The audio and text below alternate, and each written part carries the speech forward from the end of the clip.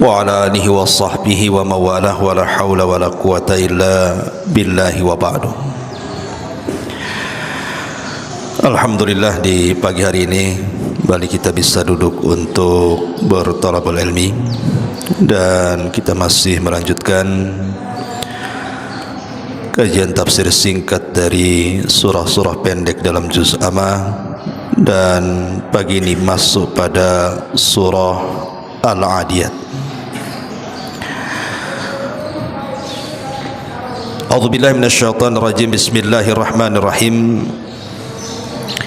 Wal 'adiyati dhabha fal muriyati qadha fal mughirati subha fa atharna bihi naq'an fa wasatna bihi jam'a. Demi kuda-kuda yang berlari kencang, dhabha sehingga mengeluarkan suara terengah-engah, fal muriyati dan kuda-kuda yang memercikan qadha bunga-bunga api, fal mughirati dan kuda-kuda yang menyerang subha di waktu pagi, fa atharna bihi naqa sehingga menerbangkan debu-debu, fa wasatna bihi jam'a lalu menyerbu ke tengah-tengah kumpulan musuh. Innal insana li rabbih lakanud. Surah Al-Adiyat ini di antara asbab nuzulnya adalah Nabi SAW satu hari mengutus sebuah pasukan khusus sebanyak 100 orang,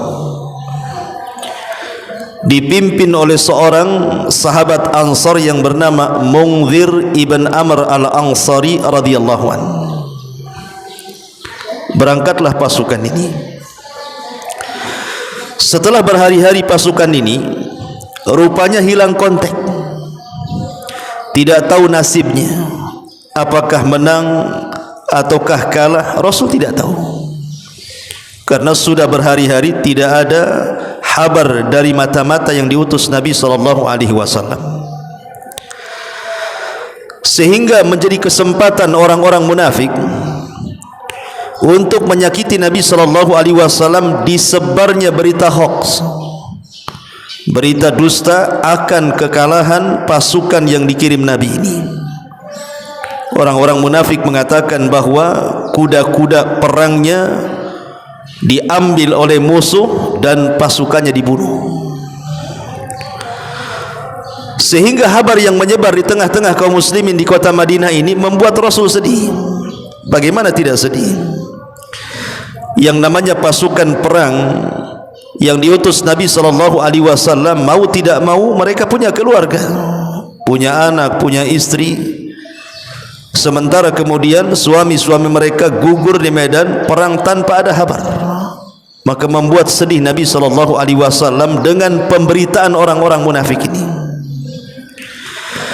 Maka kesedihan Nabi SAW inilah diobati oleh Allah Subhanahu wa taala dengan turunnya Al-Adiyat ini, bahwa mereka tidak kalah, kuda mereka tidak dirampas, pasukannya tidak ada satupun yang dibunuh.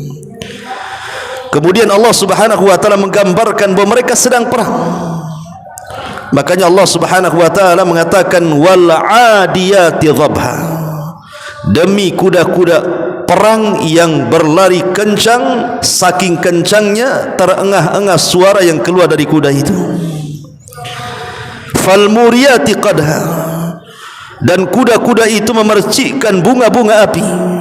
Maknanya mereka berperang di waktu yang masih gelap, karena kalau siang hari tidak mungkin percikan sepatu kuda dengan batu nampak apinya.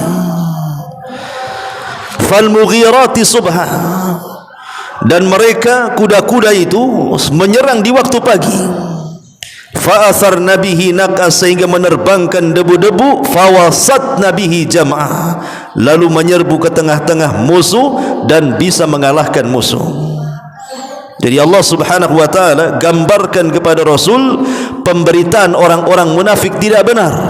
Justru pasukan sedang berperang, berkecamuk, dan Allah menangkan peperangannya. Inilah di antara sebab nuzul kenapa surah Al-Adiyat ini turun. Di sini Allah Subhanahu wa taala bersumpah dengan kuda. Kaidah Al-Qur'an ikhwan, kalau antum belajar tafsir,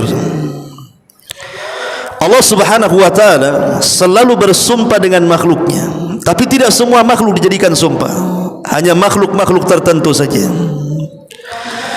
Dan Allah Subhanahu wa taala ketika bersumpah dengan makhluknya dalam Al-Qur'an menunjukkan makhluk yang dijadikan sumpah itu memiliki keistimewaan di hadapan Allah. Tidak semua makhluk dijadikan sumpah, hanya makhluk-makhluk Allah yang punya keistimewaan di hadapan Allah.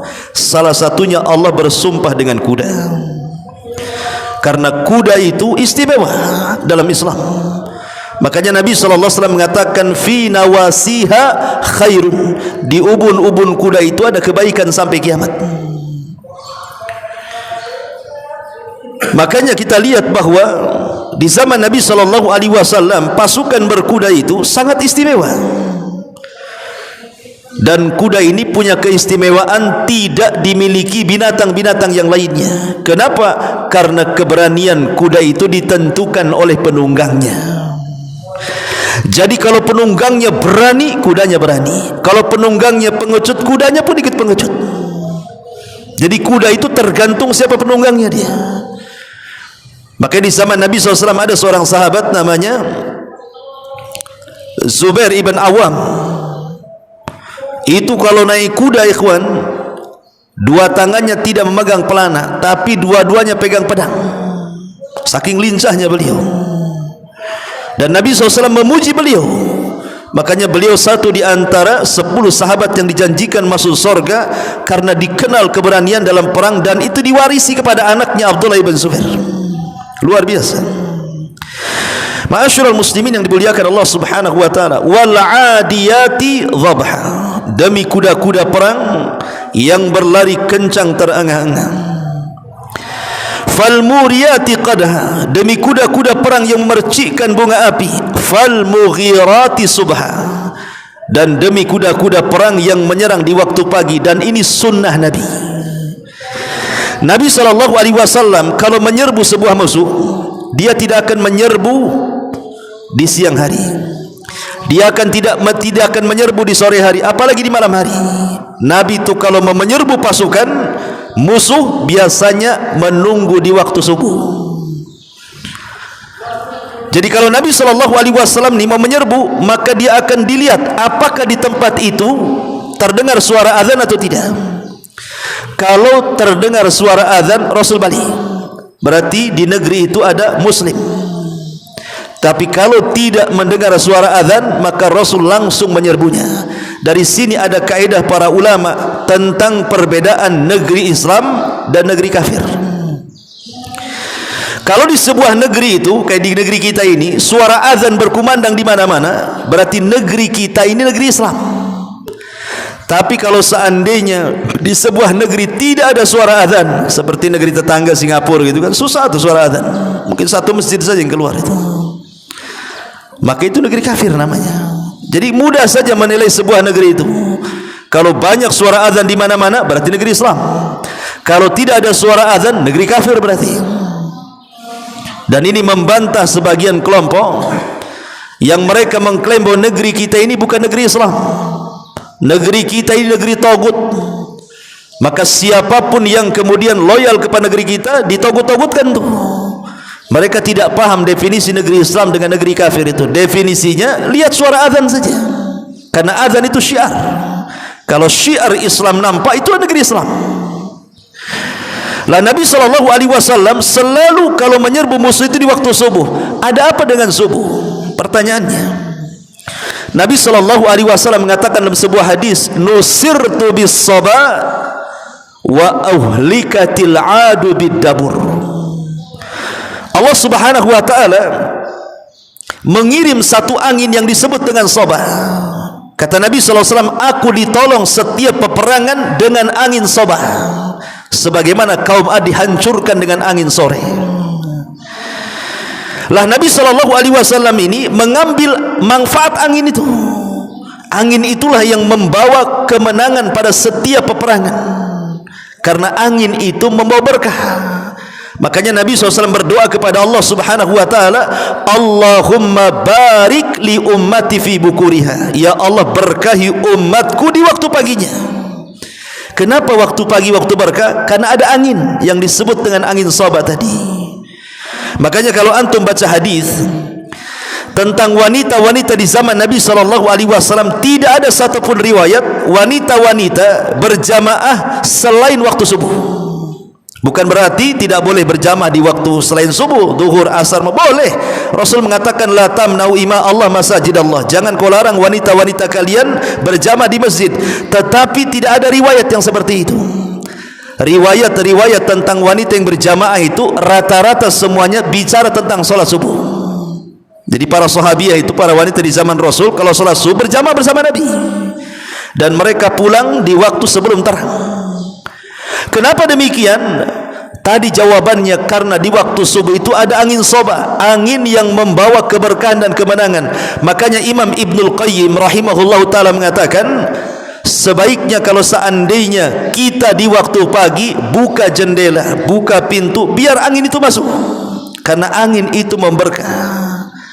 Maka siapapun yang membiasakan tidur setelah subuh, kata Imam Ibnul Qayyim, tidak akan diberkahi hidupnya, tidak akan diberkahi keluarganya, tidak akan diberkahi usahanya, tidak akan diberkahi semuanya, karena dia luput dari berkah yang Allah turunkan di waktu subuh.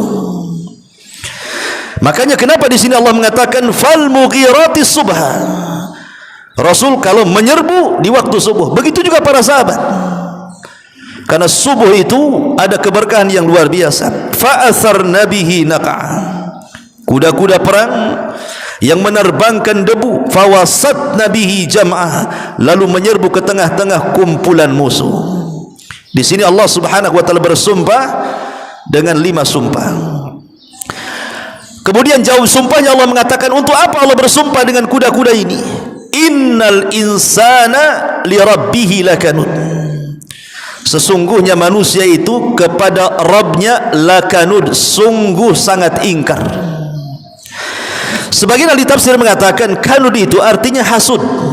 Manusia itu sangat hasad.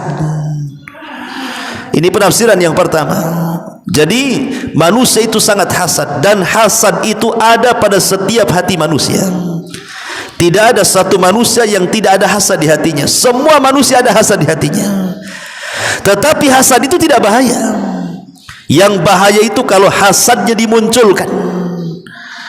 Kalau dimunculkan hasadnya, itu bahaya. Kalau hanya hasad saja dalam hati, umpamanya kita ada saudara kita punya nikmat, diberikan harta, kita pengen juga, itu kan hasad namanya. Kita punya kawan, rumahnya bagus, pengen juga, itu hasad, tidak ada masalah. Tetapi kalau seandainya hasad itu dimainkan, kemudian dia berangan-angan supaya nikmat yang Allah berikan kepada orang lain hilang dan berpindah kepada dia, itu yang disebut hasad mazmum, hasad yang tercela. Yang Allah Subhanahu wa taala menyuruh kita untuk berlindung min syarri hasidin idza hasad, dari keburukan orang hasad ketika dia memainkan hasadnya. Ini penafsiran yang pertama. Penafsiran yang kedua, kanud itu artinya manna'ulil khair, susah untuk melakukan kebaikan. Susah untuk melakukan kebaikan, khususnya kebaikan-kebaikan yang sifatnya muta'addi, yang sifatnya itu manfaatnya kepada orang lain, itu disebut kanud. Susah untuk membantu, susah untuk menolong, pokoknya hidupnya sendiri saja, dia tidak membantu orang lain, itu juga disebut kanud. Ada juga yang mengatakan kanud itu artinya al-asi, manusia itu sungguh suka bermaksiat kepada Allah Subhanahu wa taala. Kemudian Allah mengatakan wa innahu ala dzalika lasyahid, dan sesungguhnya manusia itu menyaksikan dirinya. Artinya ketika manusia bakhil, ketika manusia hasad, ketika manusia malas untuk melakukan kebaikan, dia tahu bahwa dia itu memang malas untuk itu. Bukan tidak sengaja gitu ya, memang dia tahu. Masalahnya ketika manusia tahu bahwa dia itu kanud, terus saja dia di atas kekanudannya, dan itu disebabkan satu masalah, kata Allah wa innahu li hubbil khairi lasyadid. Ini penyakitnya.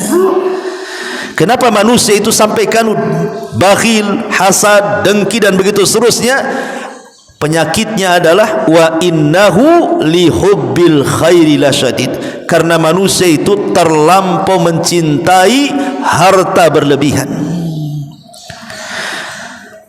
Kata para ulama, ikhwan, demi Allah, kata para ulama, kalau seandainya manusia itu mencintai akhirat sama seperti kecintaan dia kepada dunia, tidak ada manusia yang masuk neraka.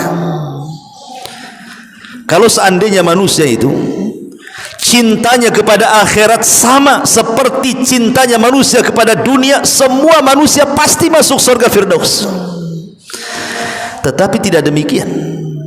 Kecintaan manusia kepada harta melebihi kecintaan mereka kepada akhirat. Makanya lihat dampak orang cinta kepada harta. Orang bisa kufur gara-gara harta. Orang bisa murtad gara-gara harta. Orang bisa berpisah gara-gara harta. Orang bisa hasad gara-gara harta. Orang bisa perang gara-gara harta. Suami istri bisa pisah. Tetangga bisa bermasalah. Waris-waris, ahli waris saling membunuh. Itu semua gara-gara harta. Makanya Allah mengatakan wa innahu lihubbil khairi lasyadid. Manusia ini terlampau mencintai harta. Makanya ulama mengatakan obat supaya kita tidak terlampau mencintai harta, maka ayat setelahnya Allah katakan afala ya'lamu idza bu'thira ma fil qubur. Ini obatnya. Obatnya apa? Afala ya'lam. Maka tidakkah manusia mengetahui idza bu'thira ma fil qubur, apabila telah dikeluarkan apa yang ada di kubur. Maknanya kalau ingin mengurangi kecintaan kita kepada harta, biasakan untuk ziarah kubur. Makanya Nabi SAW mengatakan kuntu nahaitukum an ziyaratil kubur fazuruha fa innaha tudzakirukumul akhirah. Dulu aku larang, kata Rasul, kalian ziarah kubur, tapi sekarang silakan ziarah kubur, karena ziarah kubur itu mengingatkan kalian tentang kematian dan akhirat. Orang kalau ingat kematian, ingat akhirat, maka akan sedikit kecintaan dia kepada harta. Tapi ketika seseorang kemudian dilupakan tentang kuburan, dilupakan tentang akhirat, hatinya semakin keras, semakin kencang pula angan-angannya kepada harta. Memang begitu matematikanya. Orang kalau cinta dengan akhirat, lupa dengan dunia. Orang kalau cinta dengan dunia, pasti dilupakan akhirat. Dan tidak mungkin mengimbangkan antara dunia dan akhirat. Dusta kalau ada yang mengatakan saya ingin 50-50 dunia dan akhirat. Mustahil, sangat mustahil. Coba orang yang mengatakan seperti itu, saya ingin ya separuh hidup saya untuk dunia, ya separuh untuk harta, 50-50 sajalah. Tidak bisa, karena Allah mengatakan Rabbana atina fid dunya hasanah wa fil akhirati hasanah wa qina adzabannar. Di sini ada 3 kalimat. Sering kita berdoa, ini kan doa sapu jagat namanya ya. Rabbana atina fid dunya hasanah. Ya Allah, berikan kepada kami dunia yang baik. Wa fil akhirati hasanah, dan akhirat yang baik. Wa qina adzabannar, dan jauhkan kami dari azab neraka. Lihat, dari 3 kalimat ini hanya 1/3 kita minta dunia, 2/3-nya akhirat. Kan 1/3 dunia kan? Ini kan 3 kalimat. Kalau kita bagi 3, 1/3, 1/3, 1/3, 1/3-nya Rabbana atina fid dunya hasanah, 1/3-nya wa fil akhirati hasanah, 1/3-nya wa qina adzabannar. Menunjukkan, kata para ulama, doa Rabbana atina fid dunya hasanah ini 2/3 minta akhirat, 1/3-nya minta dunia. Itu maksudnya. Maka di sini Allah Subhanahu wa taala memberikan obat. Kalau orang sudah cinta dengan dunia, ingatlah kuburan. Bahwa kita akan mati di situ. Kemudian yang kedua, untuk mengurangi kecintaan kita kepada dunia, lihatlah akibat-akibat orang-orang yang Allah binasakan gara-gara harta. Lihat Qarun. Allah katakan dalam Al-Quran, فَخَسَّفْنَا بِهِ وَبِدَارِهِ الْأَرْضَ. Kami tenggelamkan Qarun dan seluruh kekayaannya. Lihat Fir'aun, فَأَغْرَقْنَاهُ وَجُنُودَهُمْ وَأَغْرَقْنَاهُمْ وَجُنُودَهُمْ. Kami tenggelamkan mereka semuanya ke dalam lautan. Lihat Namrud, bagaimana Allah wafatkan dengan 1 nyamuk yang disarangkan di otanya 40 tahun kemudian mati. Dan begitu seterusnya. Afala ya'lamu idza bu'thira ma fil qubur. Maka tidakkah dia mengetahui apabila telah dikeluarkan apa yang ada dalam kuburan, wa hussila ma fis sudur, dan ditampakkan apa yang disimpan dalam dada, inna rabbahum bihim yauma idzil lakhabir, sungguh Tuhan mereka terhadap mereka pada hari itu maha meneliti. Ma'asyiral muslimin yang dimuliakan Allah Subhanahu wa taala, di sini Allah Subhanahu wa taala hendak memberikan obat bagi penyakit-penyakit hasud, penyakit-penyakit kanud, penyakit-penyakit hubbul khair, dengan cara mengingat akhirat. Ingat bahwa ada hari kebangkitan setelah kematian. Ma'asyiral muslimin yang dimuliakan Allah Azza wa Jalla, Nabi sallallahu alaihi wasallam pernah mengatakan dalam sebuah hadis, yushiku an tada'a alaikumul umam kama tada'a al-akalatu ila qas'atiha. Kata Rasul, hampir-hampir umat Islam ini akan dikepung dari semua arah oleh orang-orang kafir, seperti nampan yang penuh dengan makanan dikelilingi orang lapar. Nah, kalau ada satu nampan nasi, yang lapar ini orang 10, nampannya kecil kayak tadi antum sahur itu, apa enggak rebutan tuh? Seperti itulah kaum muslimin kelak di akhir zaman dikepung oleh musuh-musuhnya. Kemudian para sahabat heran dengan permisalan Nabi SAW ini dan mengatakan, ya Rasulullah, amin killatin nahnu yawma idzin. Rasul, apakah karena sedikit jumlah kami sehingga kami dikepung dari semua arah? Kata Nabi SAW, tidak, bal antum yawma idzin katsirun. Tidak, bahkan kalian banyak jumlahnya, lebih banyak dibandingkan orang kafir. Tapi kenapa kalian bisa dikepung? Maka Nabi SAW menyebutkan dua penyakit, karena akan ditimpakan kepada hati-hati kaum muslimin kelak dua penyakit yang disebut dengan al-wahnu. Wahnu ini apa? Satu, hubbud dunya, yang kedua karahiyatul maut, cinta kepada dunia yang mengakibatkan takut kematian. Orang kalau sudah cinta dunia takut mati. Orang kalau cinta dengan kematian dia tidak takut dunia. Makanya Nabi SAW mengatakan, man ahabba liqa Allah ahabba Allah liqa'ah, wa man kariha liqa Allah kariha Allah liqa'ah. Siapa yang cinta berjumpa dengan Allah, Allah cinta berjumpa dengan dia. Siapa yang benci berjumpa dengan Allah, Allah pun benci berjumpa dengan dia. Para ulama mengatakan, apa maknanya hadis ini? Hadis ini maknanya, orang kalau seumur hidup dia, selama dia hidup itu, dia investasikan tenaganya, dia investasikan semua daya dan kekuatannya, termasuk hartanya, waktunya, keluarganya untuk kehidupan akhirat, maka orang ini akan lebih cinta akhirat dibandingkan dunia. Tapi kalau seandainya kehidupannya dia investasikan hanya untuk dunia saja, waktunya untuk dunia, setiap jam detiknya untuk dunia, otaknya hanya mikir dunia, dunia, dunia saja, maka selamanya orang ini akan takut kematian. Kenapa?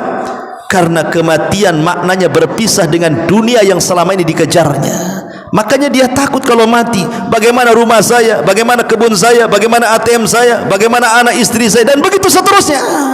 Akhirnya dia takut mati itu. Tapi kalau seandainya dia bangun istananya di sorga, dia membangun taman-taman di sorga, istana-istana di sorga, ketika detik-detik wafat itu yang mereka inginkan. Makanya orang-orang yang beriman apabila meninggal, kemudian jasadnya dibawa di atas keranda, ruhnya akan berteriak-teriak dan mengatakan, qaddimuni, segerakan aku, segerakan aku. Maknanya kematian itu minta disegerakan, segerakan masukkan aku ke liang lahat.